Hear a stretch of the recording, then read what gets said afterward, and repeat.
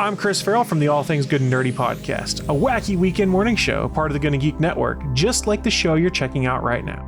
Shows on the network are individually owned, and the opinions expressed may not reflect others. Find other awesome geeky shows over at GonnaGeekNetwork.com.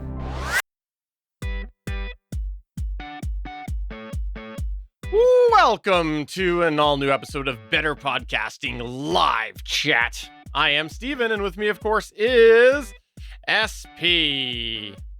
Hey, everybody, how's it going? Another week, another Better Podcasting Live Chat. Singular chat, not chats. I've learned. I was scolded enough last week. So yeah, this is cool because we just get to talk topics on our mind. We get to test stuff, which we are doing plenty of. I think the question that we got last week from Rob over on Smoking and Drinking and Capes really set in motion some things that we wanted to try out anyway. So it's been pretty cool so far. And for those that can't see, because we do a video version of this show, which you can find at Geeks.Live when we're streaming live, but Steven has not one, not two, but three large diameter dynamic broadcast microphones right in front of him. That's absolutely true. Yeah, we got talking a little bit last week about a couple different things, and it occurred to me, why don't I just hook up a few so that I can bounce through them throughout the night? It'll be kind of fun. So you won't know which one I'm on, but hey, you know what? I want to test them out, so I figured might as well hook them all up together. However, there is a bit of an issue that I've discovered here all of a sudden, and I don't know if it's something to do with one of the microphones interfering or whatnot, but I am all of a sudden hearing this sort of high-pitched noise. Now, is that the Rodecaster Pro? Is that the microphones? Is it all of them together? Is it the fact that SP just went and poured water all over my Rodecaster Pro somehow? It could be any of these things. I'm not sure, but it might be there. It might be gone by the time I clean this up afterwards. I honestly don't know. I didn't think about electromagnetic interference because that's possible that the capsules could be interfering, I guess, with each other if one of them isn't shielded. Great. I guess, yeah, I'm not sure, but all right. Well, tell everybody what three microphones you have in front of you. Okay, well, I've got the RE320, or should I say the Electro Voice RE320. I also have the Audio-Technica BP40, as well as the Rode Procaster, which I can tell right now the gain is a little bit down, but yeah, it's the Rode Procaster, the Audio-Technica BP40, and the Electro Voice RE320. And yeah, that was all of them. You were cycling through them. I could tell the difference. I absolutely was, yes.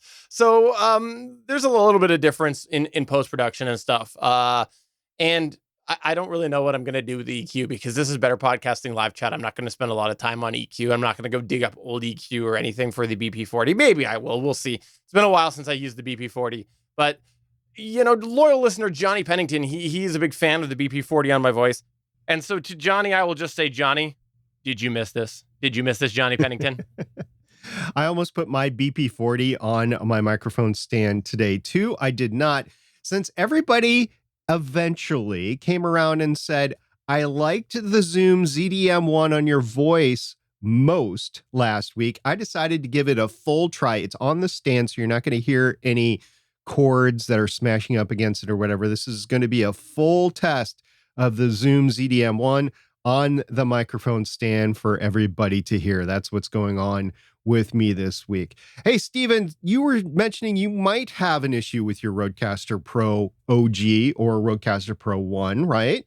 Yeah, I might be. We'll see, I guess. We'll find out. But, you know, it's functional, but there obviously that high-pitched noise is a bit of a concern. But if, you know, I'm well out of an RMA process, so that'd be something I'd have to deal with on my own.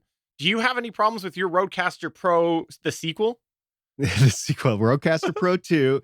Yes, I finally was fed up between the next few days. What I was doing is I was taking video as I was turning it on in the morning, and it was firing off. We might put a video together for the GonnaGeek Gear channel at one point in time of this entire process, but it is what it is for now. So I compiled those videos and I sent off a support request to Rode. And this is the first time I've reached out to Rode specifically on this. I was trying to troubleshoot it. I was like, you know what? I want it to work and I can make do with it. I don't want to make do without it for a week or two, but I could. So let's start this process. And I sent off an email. I sent or forwarded the copy to Steven, so he's got it. But they responded back to me. I think I sent it off on Saturday, right? So they responded back to me yesterday, which was Tuesday.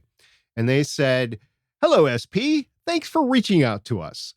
Something I'd recommend would be to use the latest version of Rode Central to perform a factory reset via USB. To perform the factory reset through the Central app, once the Rodecaster Pro 2 is connected, click Rodecaster Pro 2 in the left column, then click the cog system symbol, not system, at the top right, then click the factory reset symbol. If the process still persists, please send us the following information: the serial number, the proof of purchase, the address, and a phone number. We will issue an RA, return authorization, for you to ship your RCP2 and have it inspected for repair/replacement. Kind regards, Adrian from Rode." And I got to say, I think they were actually listening to me, because I gave them the 2 previous Better Podcasting podcasts, the previous one to this, Better Podcasting Live Chat 41, and then the last Better Podcasting main show that we did. And we talked about it there. And one of the things that I said is, I don't want to be without this because I'm in the studio, I'm in process. So I got to say, they were listening and they're trying something. I don't think it's going to work. I will try it, but they want me to try the factory reset. And I was going to have to take pictures of all the settings and everything anyway when I sent it in. So this will just get me ahead of the game there. I will try it this weekend. We will see if it works. If it doesn't, then I will send them the information on in. Now, since I've done this, it has not set off the sound pads at all on start. So we'll see. But I have to give kudos to Rode here for listening to what we had to say and wanting to try the factory reset, which is something I haven't done. So, I mean, it's troubleshooting 101. I do not. I think I would be hard pressed to give them that much credit myself. I think that this is step number 1 on a basic checklist that they've asked you to do. I don't think they listened. So maybe I'm wrong. You know, Rode, if you're listening, prove me wrong. Write us, tell us that you heard this, and I will gladly eat crow on the next episode. But personally, I don't buy it. All right. Well, that's fair. Anyway, it's going to work out for me, because if it does work, then I get to keep it in the studio. And if it doesn't, I have to send it off and I'll be without it for a couple of weeks. It's not a 1-for-1 thing, by the way, for those that are saying, well, SP, you got a lot of gear, you can just swap it out. First of all, this is the only mixer recorder that I have, the Rodecaster Pro 2. All our other mixer recorders are with Steven in his studio. So I've also taken all my gear out, and the space that gear used to occupy is now occupied by a monitor. So I would have to put it on the floor or something to redo the system that I had before. And quite frankly, I'm really not going to do that. So what I'm going to have to do is I'm going to have to replace it with 2 pieces of gear. I'm going to have to replace it with the Zoom P4, the PodTrack P4, for actually recording, connecting my microphone to and streaming, whatever. But my speakers, my monitors, when I am actually editing and need to hear, or just want to hear throughout the week or whatever, I have no way to connect them unless I use something like a mixer or an audio interface. So I'm going to have to put an audio interface. The PodTrack P4 does not have a connection out that I can easily power monitor speakers. So I'm going to have to use a audio interface. I've got the Motu M2 just right over my left shoulder there, and I'm going to use that to power the monitors, the speakers. But I can't use it to record because it doesn't do a mix minus. So if you plug in to the headphones out and you use that to go into a recorder, you're getting the whole thing. You're getting what's coming in from the other end, and you're getting the microphone. There's no way to mix minus it. So I can't record the way I usually record. So I'm definitely going to have to do a combination of things in order to limp through the next couple of weeks. It's not going to be a straight up easy thing. I'm going to have to cobble together a studio. But hey, you know, if it gets it fixed in the long run, yeah, it's probably worth it. Can I make a suggestion? I think that you should just, use the Samsung Q2U by USB into Audacity, and just, it'll be an experience for you, because you'll be sweating profusely the entire time, wondering, will my track crash? Will my computer crash? Will I lose all of this because I have no hardware backup? I think it would be really good therapy for USB. Yeah, no, that's not going to happen. So I've already kind of experienced some of that, and it's not in our show notes right now, but Stephen knows a little bit about this. So I have been using StreamYard, and they have beta local recordings. So you can record everybody's track separately. The quality is reportedly not the best as you could do off of like a hardware recorder locally, but it gets you a separate track. And in a lot of cases, a separate track means a lot more, especially we're talking a 4-person podcast versus a combined track when you're trying to edit out everything and just make sure bumps and coughs and stuff like that aren't in the rest of the show. Well, I've had issues now since they started the beta recording on 2 separate shows. One was a show that Michelle's computer crashed, and we did get a track back when she came back. So she had to reboot. She came back. We got a track back, but we missed the first part of the track on there. I contacted StreamYard in their tech support, and they said, well, you should have gotten both tracks. And they asked for my ID number or whatever. So I think they were looking at a fail-safe to make sure that if somebody drops off and comes back, that they would get both of those tracks there. But I was without that track, which was no big deal because Michelle was recording on her Zoom H5 anyway. So it didn't matter. Nothing was lost. We got the whole thing. But I was trying out these local recordings on StreamYard. Well, just last week, Lauren, another co-host of mine, she had problems with her computer where it stopped recording about 40 minutes in on her Audacity track. So she didn't have a hardware backup recording going. All she had was her Audacity. She does have a Zoom H5. It just either wasn't connected. She just moved. So it either wasn't connected or she's not using it in her system right now. I was using the local recordings. They extended another about 10 minutes or so. So I got about 50 minutes of the StreamYard local recording there. But then even that crashed. Like her computer was no longer uploading.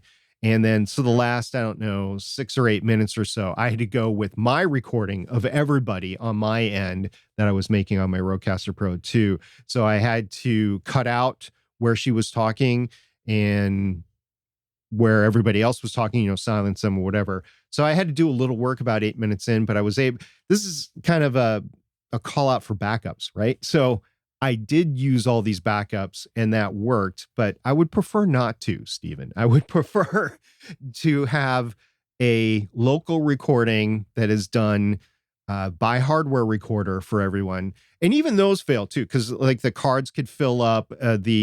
We've had instances where they've frozen and stuff like that. So it's not infallible, but we've had more success with the hardware recorders than anything else. Okay, so I've got a better idea then. Why don't you, instead of using a hardware recorder, you just do the USB, and when it fails, we'll just put a call out to the listeners to find out who wants to do their best SP ADR. What do you think of that? I think it would sound great.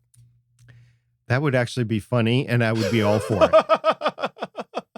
All right, so someone go ahead and do that. Take a clip of this. Do your ADR. You can do both of us if you want. I highly encourage you to, de-thicken my Canadian accent. I would encourage you to bring it down a notch. I don't think that's possible. I mean, you take the Canadian accent away and there's nothing left. It's true. That is my personality. Okay, let's dive here into a topic that we had come up in our Discord last week, because this is a fun topic, I think, to ramble a little bit about. And in our Discord, we had Randy Walker actually comment asking for a master Better Podcast feed, a big feed, a combination feed, if you'd like to call it, whichever of the terms you would like to use for it. The idea. Well, let's define it. Go ahead. Yeah, I was going to say the idea being that you would have Better Podcasting chats with SP, and Better Podcasting live chat, all combined into one singular RSS feed that someone could subscribe to. That way they don't need to subscribe to all 3 shows.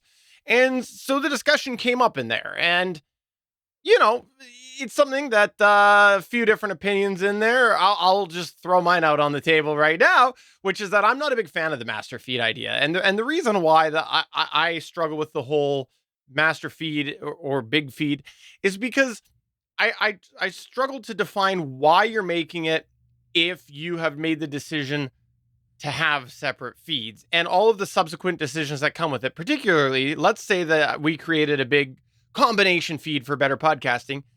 I don't understand which feed I'm trying to promote. Am I trying to promote the individual feeds or am I trying to promote the main feed? Well, if it's the individual feeds, then the main feed might take away from those individual feeds, because it's very unlikely someone would listen to the main feed or the master feed, I should say, and then go to the individual feeds and subscribe there. So you're kind of taking away from those. Or on the flip side, if I'd rather promote the master combination feed, then why haven't I just created one RSS feed for all of them if that's how I want to present it? So for me personally, I struggle to see its place in, there is an exception to this. If someone say wanted to create like a Patreon as like bonus content, it could be an easy way to create an offering for a Patreon.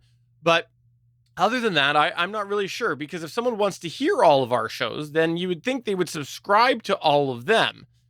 And if they're not willing to subscribe to all of them, then how interested are they in that other content? And therefore, would they really subscribe to that big combination feed? There's just so many things that clash as I work through it, because this whole idea of a combination feed has come up before for other projects. And personally, I struggle to see why. The only thing I could think of that would work for me personally, and I'm not for it either, by the way, but the only thing I could think of for me personally is it would reduce the total amount of feeds that I would see in my podcatcher app. Now, I use Overcast on iOS on my phone to listen to everything nowadays, or I use Google Podcasts. In either case, it would limit the total number of RSS feeds that I'm subscribed within that podcatcher down, in this case, from 3 to 1, right? I don't like it. I like knowing what sort of show is coming to me. And the only combination RSS feeds that I tolerate or use even are the ones that I'm subscribed to others' Patreon. So the only reason I would see us doing it is if we created Patreon and we had different offerings out there. And it could vary from show to show out there. We're not saying this is going to work for everybody, but for us, that would be the only way to do it. And we have not decided to put a Patreon out there, by the way. But if you are interested in getting the feed or something else in a Patreon feed from us, let us know, and we'll at least consider it. We're not going to say no, but it's just not something. The combined feed is not something that I want to throw out there to everybody. I mean, we've seen enough of confusion in Google Podcasts with different feeds out there already. So why throw another one in there? Yeah, and I want to bring this up in the context of us giving our points there and sort of our thoughts on it. But it's not sitting here trying to, drag Randy Walker through the mud or anything, because I'd love to. I'm opening this up to the audience, to people either listening and watching live or listening afterwards. I'd love to know your thoughts on it. Maybe you have another perspective on this that we're not considering. I would really, really enjoy hearing about that. Or if you've successfully used a combined feed before, how have you done it? And how specifically, I would like to know, how do you address those things that I brought up? Because it just seems like a lot of confusion to me from marketing and developing and things like that. So I don't really get how you handle the answers to those questions. So I would love to know. Get in touch with us through any of the ways. You can come to our Discord at betterpodcasting.com/Discord. You can tweet us at BetterPod. You can find all our confirmation information over at betterpodcasting.com/contact, or you can just go and yell to SP wherever you're stalking him. Yeah, and if you're stalking me, if you yell, I should be able to hear you because you'd be close enough. But watch out, because I might be armed. Okay, SP. We talked about the mics, and in the process of microphones, that means that I had to use a couple extra mic arms. And for those of you who are not watching the video side of things, I am using the Elgato Wave Arm LP. I am also using two Heil PL2Ts. And this whole idea of using the Heil PL2Ts has brought up something that we were actually discussing before I decided to do three mics, is that they're squeaky. They've had some age, they've sat for a while, they're kind of loud, and here's the thing. Although the Elgato Wavearm LP was working very well for me and still was, in the current condition and the current recent rearrangement in my studio space, it's almost seeming like it's actually going to be better for me now to go back to a scissor arm, because the configuration that I've got now, it almost looks like it makes sense for me to use a scissor arm as opposed to the low profile Elgato Wave Arm, which worked really well for the old configuration. And the big difference here is that I no longer have a bunch of gear surrounding me, which kind of got in the way of using the scissor arm, which is currently located off my right side right now. I have a bit of a bench in here where I have my 3D printer, and that's where I've got the scissor arms all attached to. And before it wasn't possible with the equipment that I had in here, but now it is. And so I'm kind of thinking, like, do I keep using the noisy ones? Is it time to maybe get myself a new arm? And so I started to look what was out there, and really I'm looking at a few key options. The first is I'm looking at Elgato's option, which is the Elgato Wave Arm, not the LP, the Elgato Wave Arm. I'm also looking at the Rode PSA 1 Plus, possibly the Logitech Blue Compass arm, as well as possibly just another Heil PL2T. Now, here's the idea about all of them, the summary of them all, is that they all have different reaches and they all actually list their specs a little bit different. So it's hard to do an A to A comparison or A to B comparison, whatever you want to call it. But just to run down some of these thoughts on here, the Elgato Wave Arm is about $134 Canadian. The Rode PSA 1 Plus is $169.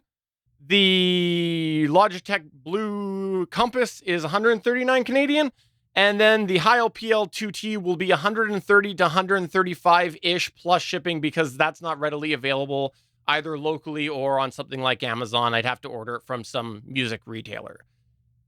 As far as reaches go, it does appear that from the measurements that I was able to dig up, the Heil PL2T might have the largest lengths on the arm, but I can't say that for sure, because the only information that I found on that with the measurement, I've measured it myself, does include the hinge, the amount that's added by the hinges. Meanwhile, some of these other specs aren't clear whether they're including the hinges or not, which could, and I mean like the hinge points, which could add a couple of inches in each measurement. So I'm not sure which ones of these I want to look at. The thing that I want to say about the Rode PSA 1 Plus is that it's hard for me to want to go with that one, because my first ever desire that I had was the Rode PSA 1, which I tried to get two of from two different retailers, and both of them squeaked like crazy. And after that, we had a bunch of people end up saying that they had the same experience.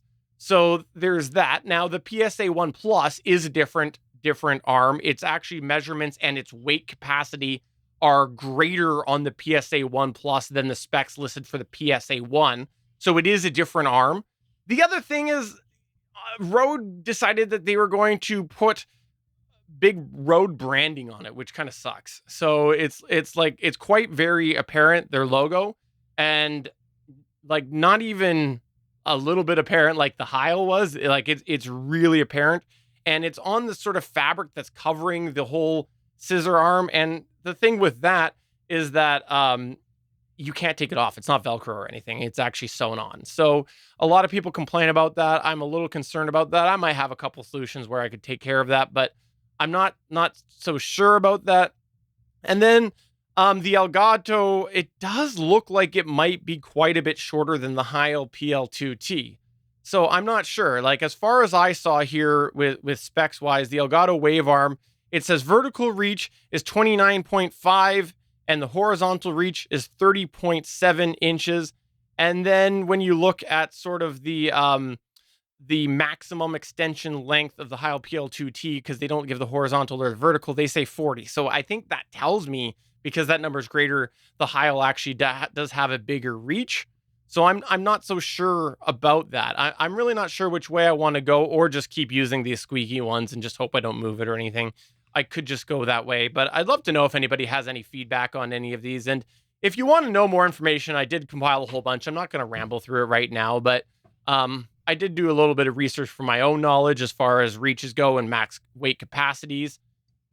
One of the reasons why I kind of don't want to go with the Heil is because I'd have to order it from just random music company, and if something's wrong, that could be a pain. So I'm kind of tempted to do one of the other three, and I think I've ruled out the blue because there's a couple mixed reviews since I put together this information. I did a little bit more research, and I think the blue might be, or Logitech, whichever you want to call it, might be a bit of a risky decision.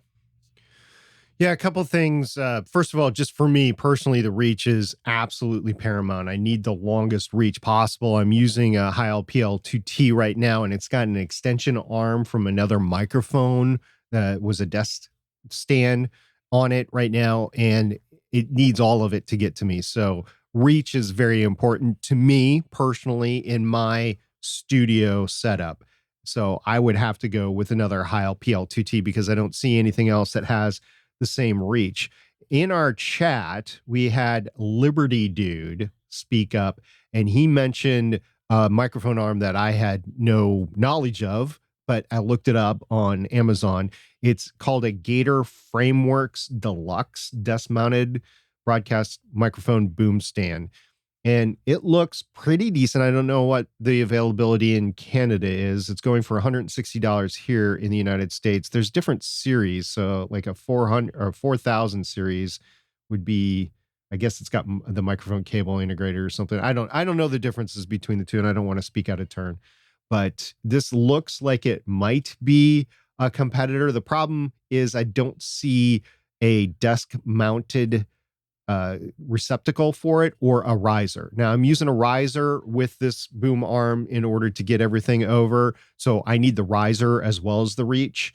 Yeah. And I don't see that with this. So for me, it wouldn't work. But Stephen, for you, this might be a competitor. Yeah, I'm just looking at it now. I'd have to have a better look. It looks to me like maybe it's pivot points that you tighten, which I'm not wild about. I'd prefer the spring loaded ones where you can just move it and not have to tighten anything. So I'll have a look into that. But initially at this picture here, I do see it looks like at the joints, they are tightening fittings. So I'm not sure. The other thing, you bring up the riser thing. That's a really good point because the Elgato, they've actually included one in there. They included a riser in it, which is nice. And I have to say, from a perspective of a desk mount, the Elgato Wavearm LP is without question the best desk mount that I've had for anything like this. It's solid. It's wide too, which means that, you know, if you've got any interference underneath, like an irregular shaped desk or something, it really does grip on. And I don't feel like I'm going to break it when I tighten it, as opposed to like even the Heil ones, which I do. I feel like if I'm really going to tighten that good, that I feel like the metal's going to start bending. So I got to give them, that's one of the reasons why my mind went there originally. Cause I do think the build quality on the Elgato Wavearm LP, there's a couple design questions that I think they could revise. But the build quality itself seems pretty decent. So I am curious about that. And the fact that they include the riser is really interesting to me. The other thing that they include too is a weight. So some of these bigger mic arms that are spring loaded, you can't use a light microphone because they will just go and just pull the microphone up. And they do include a weight if that's something that you want to do, is use a really light microphone. I wouldn't do it because the microphones I'd be using will be heavy enough. But I thought that those two things were kind of interesting about that. I am partially though tempted for the PSA 1 Plus just because they do seem like they put a lot of thought into the redesign of the PSA 1. I don't know though. It honestly, it's the Rode logo. I would have to do something about it. And Liberty Dude in the chat did mention that Tom Buck did take off the Rode branding. Yeah, I did see a few videos about this with mixed success. I can recognize myself that I probably don't have the patience or the, I'll say skill, which is mostly patience, to do it without it probably turning out poorly. I would probably find a different option. And I'll be honest, I probably would just get a hunk of black fabric and find a way to cover it on the one side that it doesn't look bad. That's probably going to be the easiest solution. So I'm looking at the Elgato Reach spec right now that's on Amazon, and I don't know if this compares 1-to-1 because I don't know exactly what they're actually measuring. Are they measuring the full reach, or are they just measuring like the extension reach that you would normally get or whatever? But they're saying it's 30 inches. And then with the high LPL2T, they're saying it's 40 inches. So that's a 10-inch difference, which would put my microphone almost a foot over to the side. Again, for me personally, I have a very unique setup. Yeah. It's been shown a lot of times, and it's due to the desk. If I had a normal desk, this would be completely different, but I don't. I have a desk that was made in the 1950s by some Amish people. It's very good. It's like a $6,000 desk, so I'm not getting rid of it, and I'm not marring it with holes or anything like that. So I have to do an alternative way of doing things. Heck, if both of us, if we could have ceiling mounted our boom arms, then we probably would have done that. But back when we were doing this, we didn't have that technology available. So anyway, different people have different requirements, which makes the boom arms even a more topic of conversation and discussion, because what works for you might not work for somebody else. Just like the Electro Voice RE320 works great for me, and it's not so optimal for you and your voice. So your mileage may vary depending on your studio setup and your voice, apparently. Yeah, and as far as the 30 goes, that would make sense, because the measurement that I saw did say 15.5 on each portion of it, so that would make sense. And that doesn't include the 6-inch riser on the Elgato. One last thing before we go off this, I do have to say, like, obviously the Heil's held up. It's been fine. They do an okay job with the cable management. The plastic is on both of the ones that I've got here. It doesn't snap very well anymore, and I can only speak to the one that I've had the longest, which is that I haven't replaced the cable that much. From a rest of the perspective, honestly, like, in that price point, I don't think the build quality is as good as some of the other ones. Like, the piece where you tighten like the microphone fitting, I've seen better. Honestly, I think it's more in line where, like, the swivel part, I just doesn't tighten that great compared to, say, the Elgato Wavearm LP that I've had. I do remember that being a really strong suit on the Rode PSA 1 even when I had it. So, there's a couple things with it that I think that obviously its reach and its readily availability, and also the cable management, I think really did blow up its name, and probably rightfully so, because especially at the time, between the PSA 1 from a cable management perspective and the Heil PL2T, it was a no-brainer. The PL2T was way better. PSA 1 used a piece of Velcro. And I'll actually go as far as to say the Heil PL2T is actually a better cable. Actually, most of these, I think, if not all of them, are better cable management than even the PSA 1 Plus. The PSA 1 Plus, I can't believe that their method for cable management was to throw clips on the top. For a premium product that they made, I think they dropped the ball on that part. Perhaps. So I asked in the chat, since I'm using this Zoom microphone, I said, basically, how's it sounding? How do you like it? And Johnny P came back with SP, probably, but less treble, does seem to take away from your full sound. A comparison back to back would probably be a good test. Well, Johnny, you're in luck, because I happen to have the Electro Voice RE320 right here. And I'm going to switch over to it right now. So Johnny, this is the Electro Voice RE320. Test. How are you liking this sound? I can tell you just through monitoring. Yeah, it is definitely better for my voice, because I'm more clear and I'm not muddy or anything like that. Not that the Zoom is bad, not at all. As a matter of fact, if I didn't have any EQ whatsoever, I would probably prefer a microphone like that, which is why when I travel to the cabin, I take the Rode Procaster with me, kind of a similar effect. But anyway, here is the Electro Voice RE320. You're going to get it. And then for the rest of the show, you're going to get the Zoom ZDM one. All right. So now we're up to five tracks that I have to throw on to the editing timeline when I put this show together. Cool. I mean, in Vegas, it's no big deal. I haven't used DaVinci Resolve yet, but is it a big deal in DaVinci to go with 5 tracks? No, it just means that I have to, look at them and scroll through them, which is actually not so much a problem anymore now that I've switched to a 4K display, which, I don't think I mentioned that on the show, actually. By the way, yeah. I talked about how I had put a 32-inch, I decided to go with a 32-inch monitor. Well, let's just say I'm on a 43 now. The 32 is not working. There was a couple weird oddities with it. The response time, although it said that it was a 5 millisecond response time, I don't know what they're talking about. There was all sorts of ghosting all over it. It was very, very odd as far as the ghosting went. And so then I found myself, do I want the higher refresh rate? And I'm mixing them all up. Anyways, now I'm trying to think which is it? Is it a response time or is it a refresh rate? Anyways, it was 5 millisecond response time with 150 refresh rate or whatever it was. Really? And not 144? 144. That's probably what it was. It might have even been higher. I'd have to look. It was up there. It was up there for the 32. And so I decided, like, do I want to go with that or do I want to go with something that's 4K with a lesser refresh rate? And I did. I did that. And I believe that I actually bought this 43 on a price error. It was cheaper than the 32.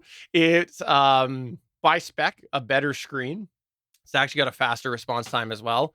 And it took me a bit, but I'm starting to get used to it. I was really unsure about the space, but in retrospect, it actually makes a lot of sense for me because I went from 2 1080 displays over to one larger screen.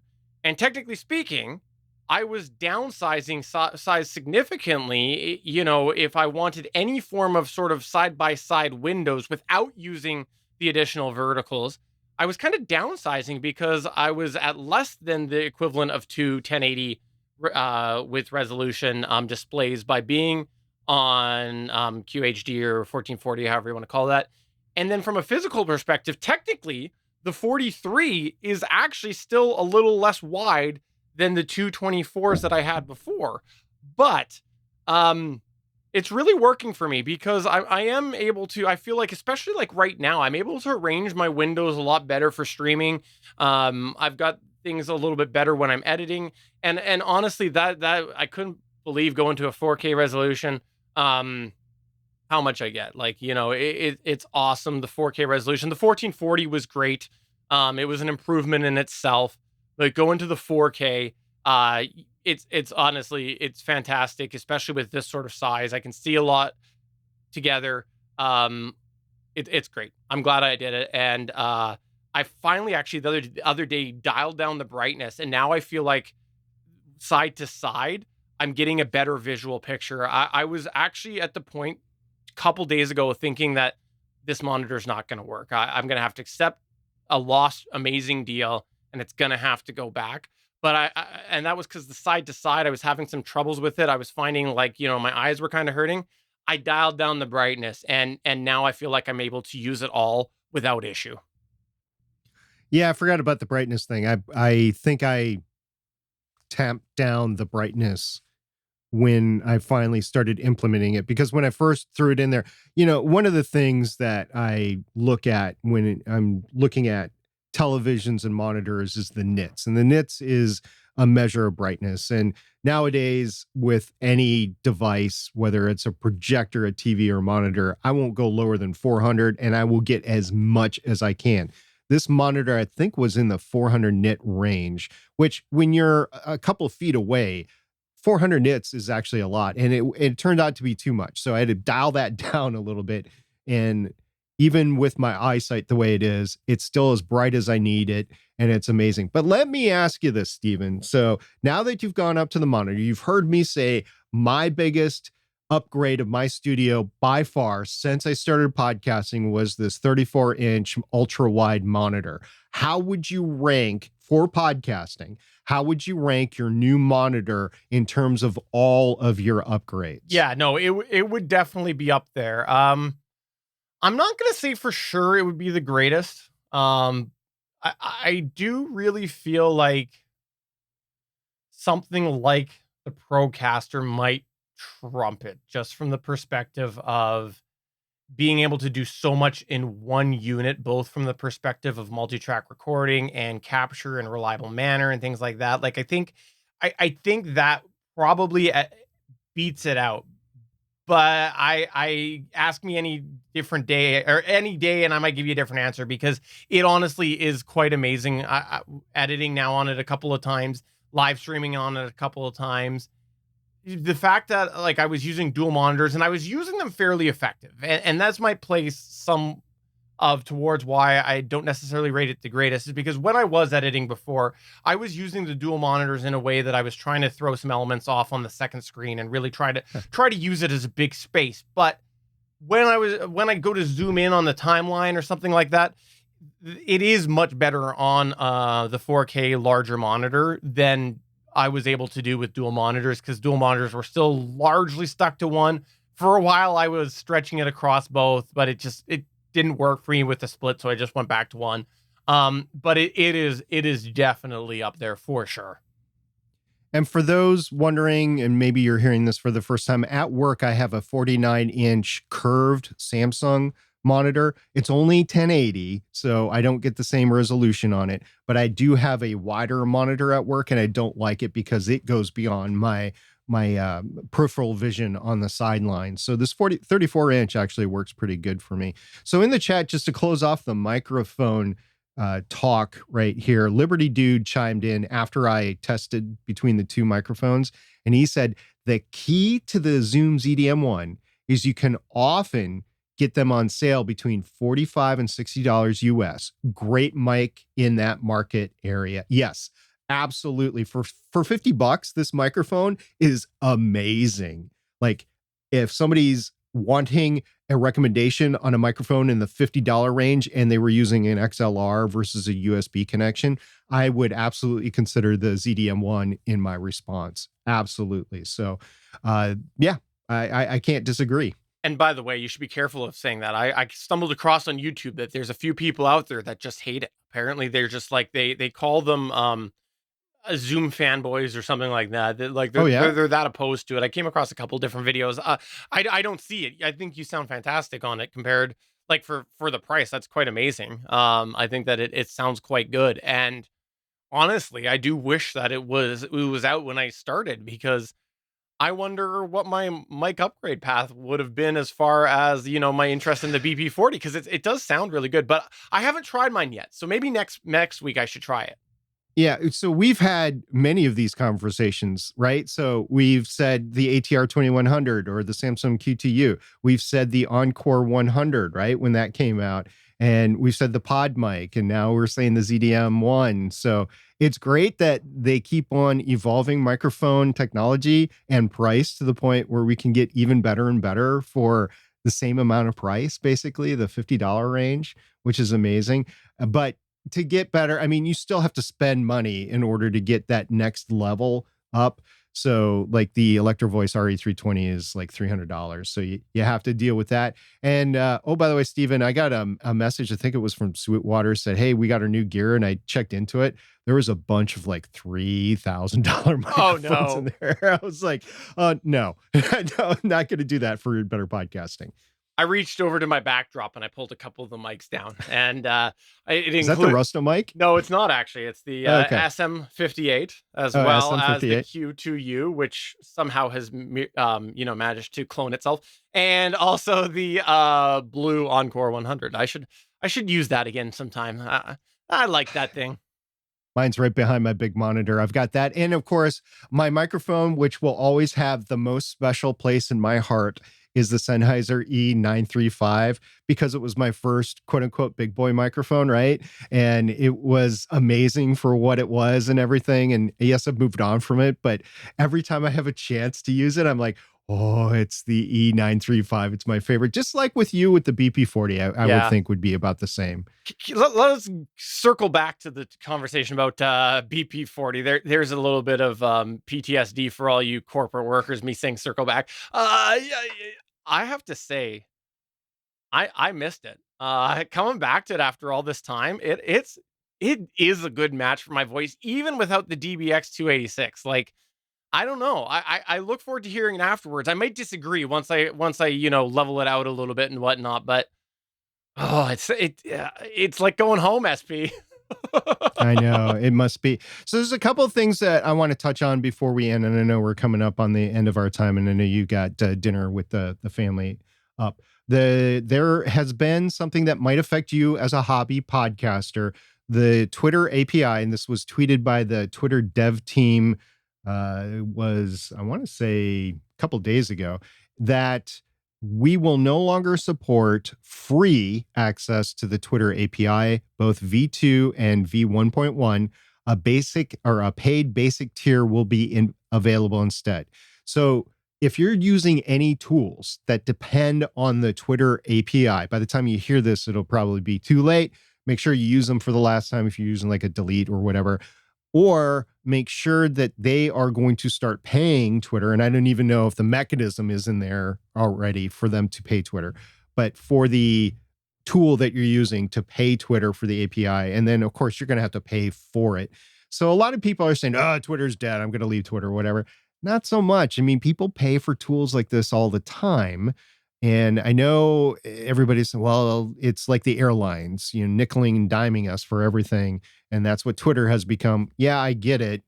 But in order for Twitter to be functional moving forward, this is just going to be part of what it is. And even though there's been some issues and a lot of people have offboarded to other apps like Mastodon, most people have stayed. So that's not to say that they'll stay there forever, but they're there now. So a large majority of, if you have an audience on Twitter, might still be on Twitter. You might need to maintain your presence on Twitter going forward, which would mean that you would have to find a tool, either your tool or a similar tool, that you're going to have to pay for in order to get access to the same sorts of tools, or just use the natural interface that they give you on the web or the app or whatever, which I know sucks for a lot of people that have had access to other things. But if you have an audience there, you might consider staying there and doing it. And some people have philosophical differences with Twitter and Elon and stuff like that, and just refuse to use it. I understand and respect that. But if you're going to stay, just as a note, the API might put a wrench in your plans. Yeah, I was thinking about the whole Libsyn thing. There goes that, where it auto posts. Unless they do something about it, which they might not necessarily be bad, because auto post is one and done for a lot of people, me included, on some of the shows. So it might actually enhance me to go back and post several times, which I'm supposed to be doing anyway to promote. Also, by the way, we did talk earlier on StreamYard, and Yakko in our Discord had a comment that there's a bit of conversation that I think is relevant for us to quickly talk about as well, which is that sometime between last week and last night, StreamYard added a field where you can put a social media handle. We had been putting those on the line with our names. This is better, in my opinion, and let us put longer stream for our Mastodon names. Now, for those of you not familiar, StreamYard is an easy way that you can do streaming through video. It's what SP was talking about earlier. It's a great tool. And it's one that SP has used for quite a while, and so has several other people in the better podcasting community. And yeah, this is something you noticed too, right? No, I did. I noticed something was different, but I didn't delve into it. Like, the names weren't automatically in there. Like, they turned off the names, and I just didn't go into the settings to turn them back on. So in the last Legends of S.H.I.E.L.D., you don't see our names on there. That was my bad for not having the time, basically, before we recorded, to turn them back on. I did since then go in and turn the names back on. What I haven't played with, though, is the social media. And yes, I will say that putting your social media handles there, and usually it was Twitter, but putting your social media handles in there made the name incredibly long, depending on what your name was and what your Twitter handle was, right? So being able to take that social media and put it somewhere else on your screen, I think makes it so much better. I think that is a fantastic move forward, because then that leaves your name as just your name. And you don't have to worry about, you can find me at the social media, because that's also on the screen with you. So I think that's great. I will try it out this weekend on Legends of S.H.I.E.L.D. and I'll let everybody know how it went, but I trust Yakko implicitly in this, and I look forward to actually using it. And the last thing that I wanted to mention right now was that Google did officially confirm that they are making changes with the search results as far as podcasts go. You might remember a while ago, Google really adopted the idea of bringing podcasts in to the search results on Google. And last month, I think it was Pod News that actually said that they had noticed that they were no longer actually listing or embedding the episodes into the results and whatnot. And at the time, Google had responded saying that the feature was working, quote, as intended. But Google has now said that, and they did this through the podcast manager, that the feature is going to be shut down as of February 13th. Quote, Google search will stop showing podcast carousels by February 13th. As a result, clicks and impressions in how people find your show will drop to 0 after that date. Our existing podcast feature will gradually be replaced with a new single feature, What to Podcast. And that's what the spokesperson had told TechCrunch about this. And the other part of that quote that's important is, this feature provides detailed information about podcasts, links to listen to shows on different platforms, and links to podcasters' own websites where available. So it sounds to me like they're trying to maybe direct traffic again back to how it used to be, is to the source listing, whatever that is, rather than actually being there in the results themselves. I have a variety of thoughts of why this could be. Part of it is just that Google gets bored and sunsets things that isn't a resounding success. Part of it is that it might be more profitable to be able to bring in the websites. Yeah, in this particular case, I have seen some demos, and it looks like Spotify is big on the list. And I'm thinking they're going to like charge Spotify for like where you want your search results, basically. Like, the same podcast is available on Spotify and other places. If you want them to listen through Spotify, you need to give us a little money so our search results can show you either only or first in there. So I think that's part of it. And for the hobby podcaster, by the way, my take on how important this is, Apple Podcasts and Spotify are without a doubt number 1 and 2 as far as podcast consumption, at least in the United States. I won't say worldwide, because I know some independent countries have other things going on. But if your audience is mainly in the United States, and some of the podcasts that listen to us are, North America focused, you're going to capture at least 80%, if not more, 80% of your market through your listings at Apple Podcast and Spotify. Google Podcast is about 3%. So that gives you an idea of how big this really is. And I know a lot of you use Google Podcasts. I use Google Podcasts at work. I get it. But the majority of your audience is going to be between Apple Podcasts and Spotify. And so Google taking away directing to their own listing, it's only 3%. So yeah, it might be a big 3% for you. I don't know. But for the most part, it's not that big of a deal. And I would focus your promotional efforts on Spotify and Apple Podcasts, or at least how you use things. Like, if you throw a promo out there and say, hey, here's this link that you can listen to my podcast, I would put Apple Podcasts out there first, and then I would put Spotify out there. And if you do a third, you can do Google Podcasts. It's close to being number 3 out there or whatever. But that is just how important that I think it is for hobby podcasters. We'd love to know your thoughts. Please get in touch with us through any of the ways. It's always fantastic to hear your thoughts about topics like this. Do you think it'll impact you? Do you think that it's a non-issue? Did you even know that it was there to begin with? Let us know. Discord's always a fun place to have you come over and chat with us. It's betterpodcasting.com/Discord. We did have 2 questions in our Discord really quick that we didn't have time to get to this week, but I wanted to mention them.